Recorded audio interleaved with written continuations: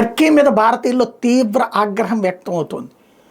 వాడేదో డ్రోన్స్ పాకిస్తాన్కి ఇచ్చాడు అన్నందుకు కాదు, ఎందుకంటే అమ్ముకుంటుంది. ఇప్పుడు అమెరికా ఉక్రెయిన్కి అమ్మింది, రష్యాకి కూడా కొన్ని అమ్మింది. అట్లాగే చైనా ఇటు ఇజ్రాయెల్కి అమ్మింది, అటు తీవ్రవాదులకి అమ్మింది.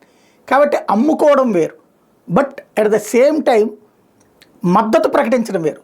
తీవ్రవాద దేశమైనటువంటి పాకిస్తాన్కి మద్దతు ప్రకటించడం, పాకిస్తాన్ ఓడినా కూడా గెలిచిందని టర్కీలో సంబరాలు చేసుకోవడం. దీంతో ఆగ్రహిస్తున్నటువంటి భారతీయులు అనేక మంది టర్కీ వస్తువుల మీద బ్యాన్ పెట్టమంటున్నారు, టర్కీ దిగుమతుల మీద బ్యాన్ పెట్టమంటున్నారు, టర్కీ టూర్ల మీద బ్యాన్ పెట్టమంటున్నారు. ఇదే సందర్భంలో శివసేన ఒక డిమాండ్ చేసుకొచ్చింది.